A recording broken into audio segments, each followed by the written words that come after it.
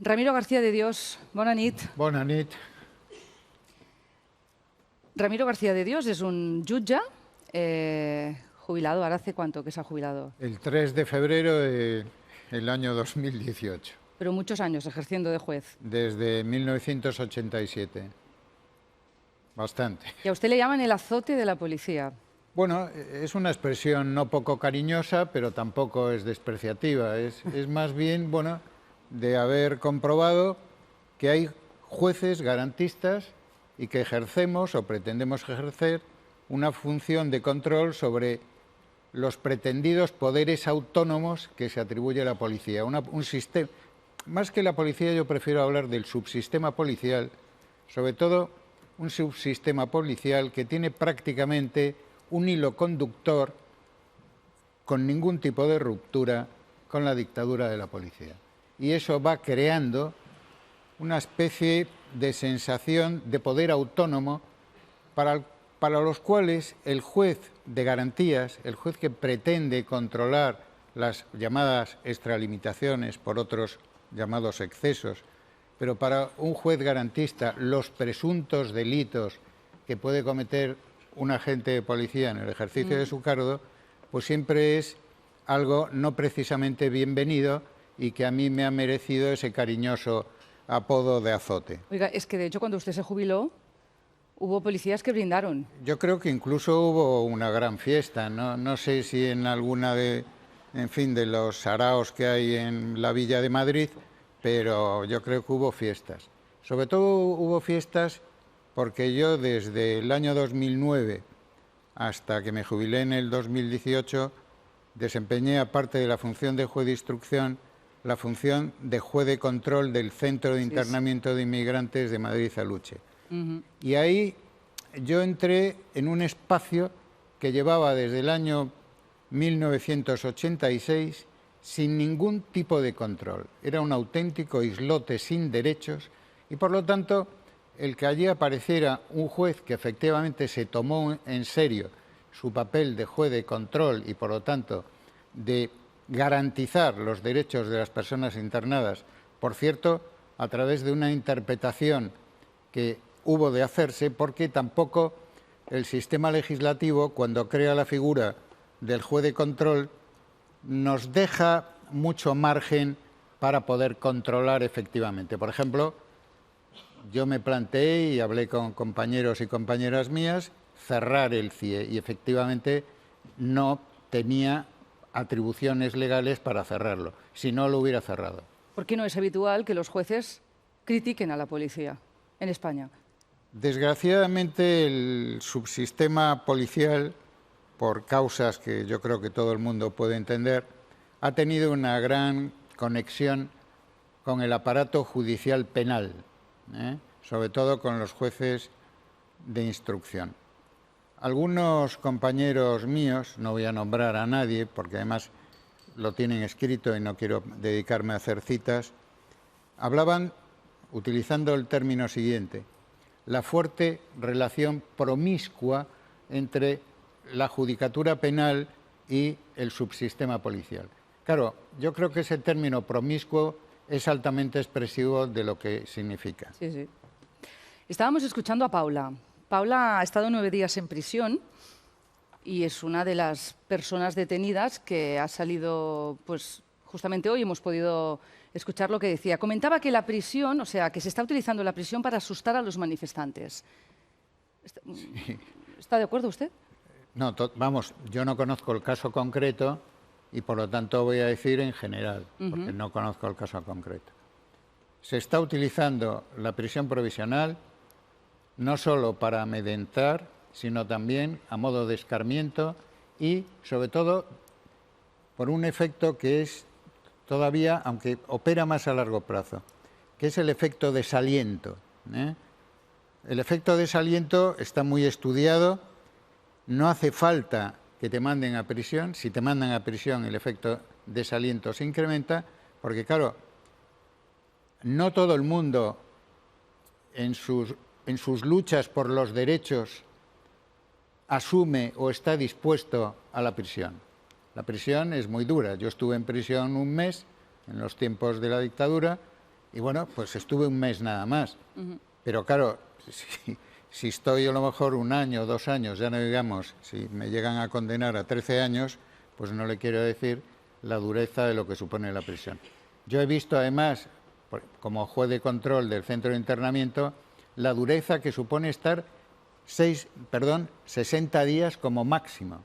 Lo que sufre la gente que no ha cometido ningún tipo de delito, simplemente llegan en unas pateras, los cogen y los mandan a los centros de internamiento después de haberse jugado la vida. Bueno, si lo pasamos a una ciudadana o a un ciudadano, a una joven que lucha por unos derechos y en una manifestación, bien por correr menos o bien por no hacer nada, porque esa es otra de lo que pasa. Yo, claro, en mi gran número de años he tenido multitud de atestados policiales que acabaron con personas detenidas 3 días en comisaría, 1 día en el juzgado y archivados prácticamente al día siguiente. Es decir, donde no había nada. ¿Por qué?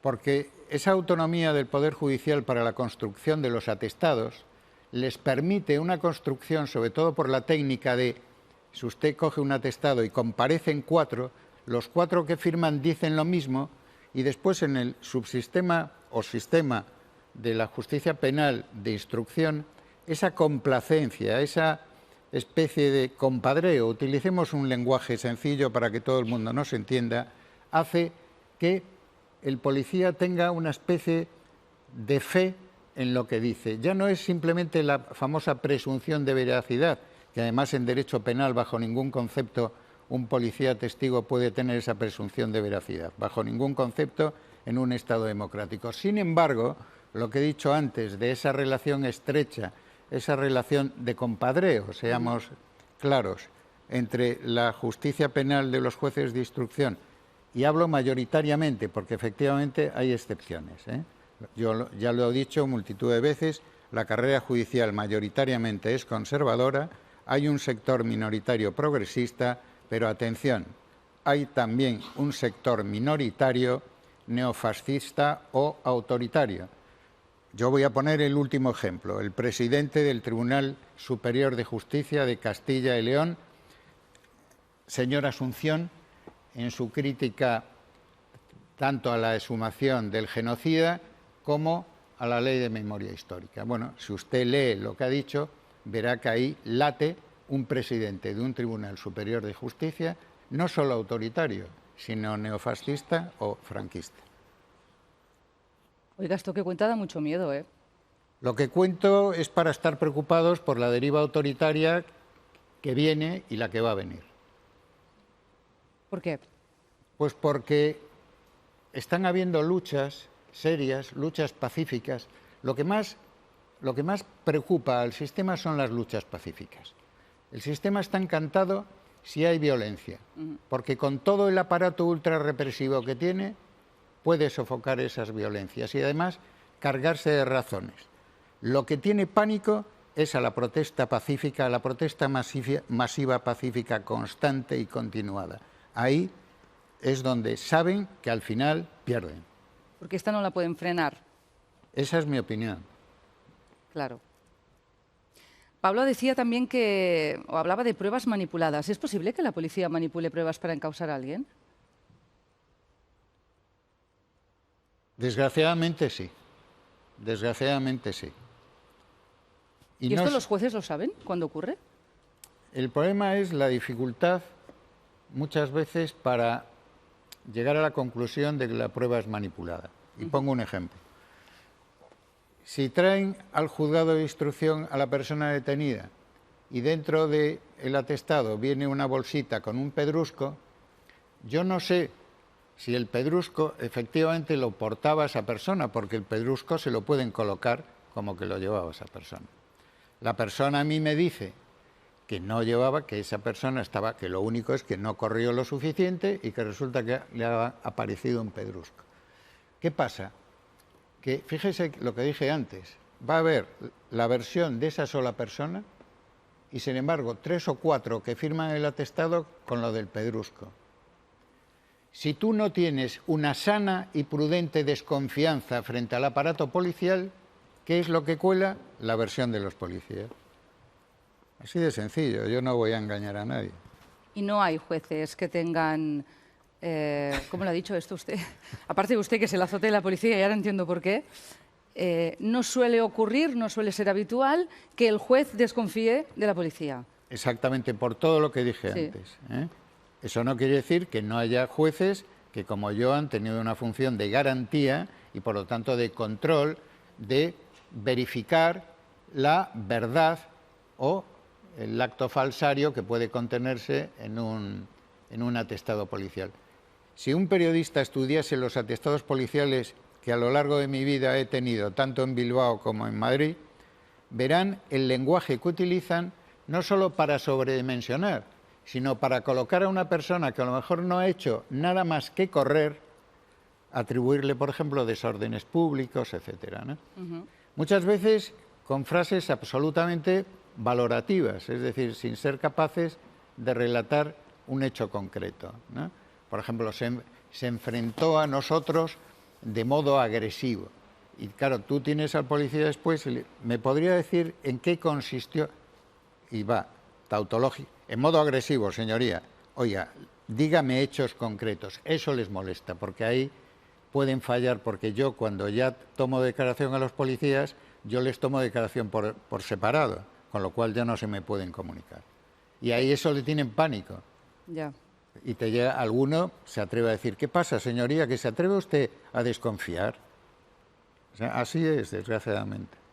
Pero es que usted lo dice con una normalidad que Yo a lo mí, digo, sinceramente, yo lo digo porque soy me preocupa mucho. Yo lo digo porque soy consciente en lo que he trabajado, soy consciente en que tengo el deber de que la ciudadanía sepa también lo que es un subsistema policial autoritario, porque esto no quiere decir que, claro, que toda la policía, porque la policía científica no tiene nada que ver con esto, las policías que se dedican a investigación criminal tampoco. Aquí el tema fuerte está en los llamados cuerpos antidisturbios,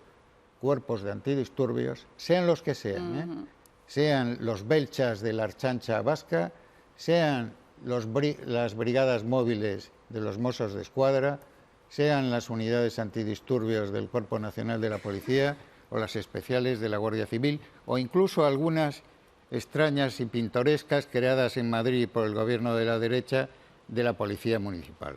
¿Qué le parece las actuaciones de los Mossos y de la Policía Nacional durante estos altercados? Bueno, una ventaja de la jubilación es que me ha permitido ver cantidad de vídeos, y no solo de televisiones del Estado español, sino vídeos a través de otras televisiones. Y yo he visto, efectivamente, actos presuntamente delictivos. ¿Y qué tipo de delitos? Primero, de presuntas lesiones y, sobre todo, de presuntos delitos contra la integridad moral de las personas. Es decir, no hay derecho a agarrar a una persona que está sentada, patearla, pegarle. Eso es más que una agresividad de tipo de fuerza, es más bien humillar, es querer destrozar. O sea, Ferrajoli, en su libro sobre el Manifiesto sobre la Igualdad, en el capítulo 7, habla de sadismo legislativo, de sadismo gubernativo, y ya hay estudiosos que están hablando ya del sadismo jurisdiccional. Dentro del gubernativo va el policial. Ya. Esto está en la doctrina, el libro por eso lo nombro, porque si alguien se extraña, porque claro, cuando se habla de sadismo no se quiere decir que la persona sea un sádico comprobado o un psicopatón, no, eso no lo sabemos, pero que actos que evidencian un comportamiento sádico y sobre todo denigrante para la integridad moral, para la dignidad, para ser claros, para que las personas lo entiendan bien, ya no es solo el acto lesivo de golpear en la cabeza o de disparar bolas de esas de goma o pelotas de goma, no, es esos ataques absolutamente, diríamos que lo que persiguen es no solo generar miedo, por supuesto, sino mostrar la cara, diremos, del poder violento. Señor García. Eso es así. García de Dios, ¿usted coincidió con el ministro en funciones Grande Marlaska en el País Vasco como jueces de instrucción? Coincidimos los dos. Yo estaba en el juzgado de instrucción número 9. Coincidimos prácticamente 5 años y medio, cerca de 6 años. Lo conozco bastante bien porque éramos nada más que 10 jueces de instrucción. Y así como en Madrid, en la Plaza de Castilla, éramos 50 y tantos, pues en cambio en Bilbao tuve mucha relación. Y tuve la ocasión de comprobar qué tipo de juez era, lo mismo que ya no en Madrid, porque yo el tiempo que coincidí en Madrid con él, pues prácticamente ni nos hablábamos, pero en Bilbao sí, y bueno, ¿Ha comparado la situación en Cataluña con la que hubo en el País Vasco? Eso es, en fin, que quien me escuche no vea nada. Vamos a ver cómo. Eso es de una intensa o acusada miseria moral e intelectual. Yo he vivido en el País Vasco 8 años y medio y he visto lo que he visto. ¿Qué pasa? Que el señor Grande Marlaska ha contado el número de contenedores, ha contado el número de piedras, ha contado el número de incendios. En el País Vasco, por ejemplo, se quemaban autobuses, se quemaban sedes de partidos políticos, se quemaban oficinas bancarias, etc. Y la lucha, claro, él, después de ver lo torpe de sus primeras declaraciones, intentó hacer un cambio diciendo que no quería referirse con eso en la comparación con la lucha armada de la organización terrorista ETA, ¿no? Bien, yo aquí no voy a decir una cosa que es la siguiente. En el País Vasco, en las luchas obreras, bien de la siderurgia, bien del naval, hubo episodios que, comparados con los que yo he visto en Barcelona, los de Barcelona eran juegos de indios y comanches, vamos. ¿Qué tipo de juez era Grande Marlaska? Que no me lo ha dicho. Un juez... No se me vaya tan lejos, y cada vez se va más lejos. Se va apartando. Un juez antigarantista, un juez autoritario, un juez... Fíjese, relacionando con lo primero, un juez con una mentalidad policial. Esa mentalidad policial, cuando después él se va de juez de instrucción central a la Audiencia Nacional, lo hace tan bien en la colaboración, en la complacencia con el subsistema policial, que le dan medallas por todas las esquinas. Y eso le sirve para un ascenso meteórico dentro de la carrera judicial, que a su vez tiene una conexión muy fuerte con ser un juez muy querido por el subsistema policial y también por las organizaciones de víctimas de terrorismo. Esto hace que un juez mediocre, un juez autoritario, haya podido llegar a ser nombrado ministro. No me extraña que luego en Madrid no se hablaran, ¿eh? Yo ya lo he dicho. ¿Y de Carlos Lesmes? Bueno, Carlos Lesmes es el prototipo del príncipe del siglo XVI, ¿no? Es el típico, lo que llamamos en la carrera judicial, el juezón, ¿eh? ¿Y qué quiere decir? Bueno, pues que es un hombre al servicio del Estado. Y no, aquí no quiero decir que él sea una persona que en todas las actuaciones sea un prevaricador. Lo que sí quiero decir es que en multitud de actuaciones los criterios de mérito y capacidad, por ejemplo, para los nombramientos, los ignora totalmente y opera al servicio de los partidos, porque el Consejo General del Poder Judicial está dominado y controlado por lo que en la teoría tanto Ferrajoli como otros autores denominan el sistema partitocrático. Entonces, claro, tú estás al servicio de uno o de los dos partidos, hoy por ti, mañana por el otro, nos intercambiamos los cromos, etc.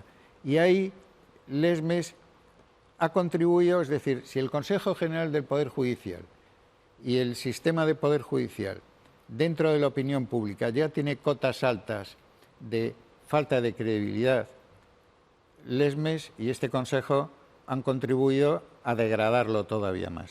Bueno, ya me queda preguntarle por Marchena, no sé si le conoce. Bueno, Marchena es también el clásico jurista del príncipe, es decir... Hay unos cuantos de estos ya, ¿eh? Es capaz de, a cualquier letra, pues ponerle aparente música jurídica. Por ejemplo, yo, estudiando la sentencia del procés, no es leer, la he estudiado a fondo. Bueno, pues mire a la conclusión a la que llego en relación con lo que le dije antes. Es a la letra del OE, OE, OE, a por ellos, ponerle música jurídica. Yo creo que con esto he dicho todo. Fidel.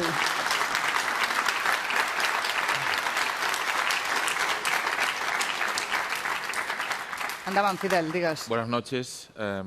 Primero una reflexión que quería compartir con usted. Me gustaría saber qué opina de que ciertas latitudes políticas ahora descubren la represión policial a raíz de según qué circunstancias, teniendo en cuenta que hay desde hace bastantes años trabajando entidades de forma muy modesta, como Iridia, como el Observatorio de los Derechos Penales, como los autores de un documental que le recomiendo, que es La cifra negra de la violencia institucional, como es la gente de Tanquem els CIES, de Cerremos los CIES. O sea, una reflexión sobre qué le parece que ahora ciertas latitudes políticas descubran o hablen de represión. Y una pregunta doble muy concreta, a raíz de su diagnóstico del sistema penal y penitenciario judicial.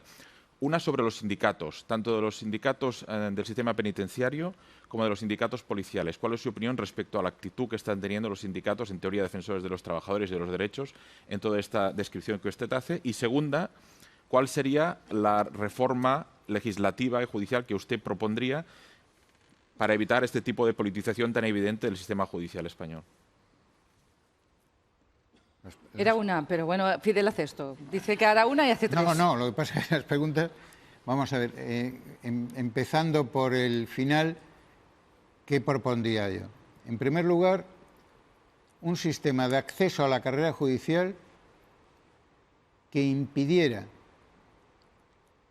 o que hiciera, mejor digo, vamos a quitar el verbo impedir, que hiciera posible que la carrera judicial no estuviera mayoritariamente formada por jueces o juezas con una procedencia social muy condicionante después para el ejercicio de la función judicial. Es decir, es imprescindible que en la carrera judicial no solo haya hombres y mujeres, ya hay más mujeres que hombres, sino que esos hombres y mujeres tengan mayoritariamente una procedencia, diríamos, por utilizar un término que también engloba al término clásico referido a procedencia de origen de clase trabajadora, de clases populares. Y a su vez con un sistema de formación que evitara que la formación sea la del loro cantando temas.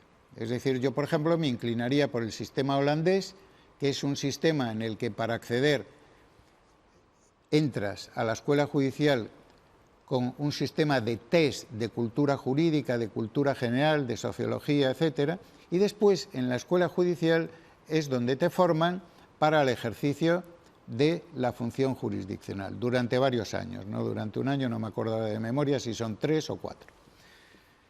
Bueno, esto sobre la pregunta sobre la modificación. Después añadiría otra cuestión, que es que dado este sistema de acceso, y por lo tanto conformado un cuerpo judicial con estas características plurales, muy abiertas, sí propondría que la mayoría de los jueces y juezas que compusieran el Consejo General del Poder Judicial fueran elegidos una parte entre jueces, pero otra parte también entre ciudadanía.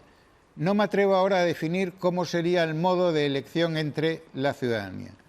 Bueno, hay otra pregunta que es sobre los sindicatos. Yo de los sindicatos de prisiones, la verdad no tengo, no puedo, la pregunta que no tengo capacidad de, porque no he conocido.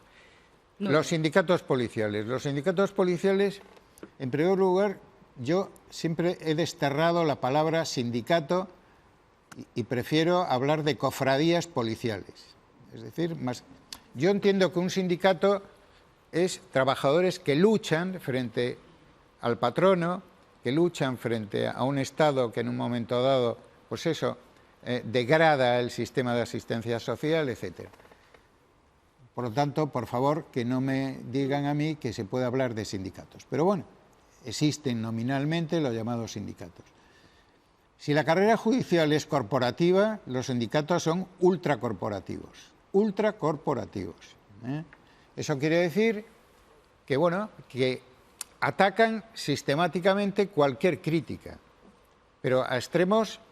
Por ejemplo, en Madrid acaban de archivar una causa, pero que han tenido a una concejala de Unidas Podemos, bueno, pues metida en un proceso penal por una mera crítica, que ni siquiera había dicho que los policías municipales hubieran golpeado al migrante mantero que corría, sino que decía que, bueno... Núria, et demanaré brevetat, sisplau, y a usted también, señor García de Dios, brevedad lo máximo posible. Absoluta. Buenas noches. Yo quería preguntarle, la sentencia del procés de sedición, ¿hasta qué punto limita los derechos de protesta? Por ejemplo, una persona que ahora quiere ir a frenar un desahucio, ¿tiene que tener en cuenta que la Guardia Civil o un fiscal la puede acusar de sedición?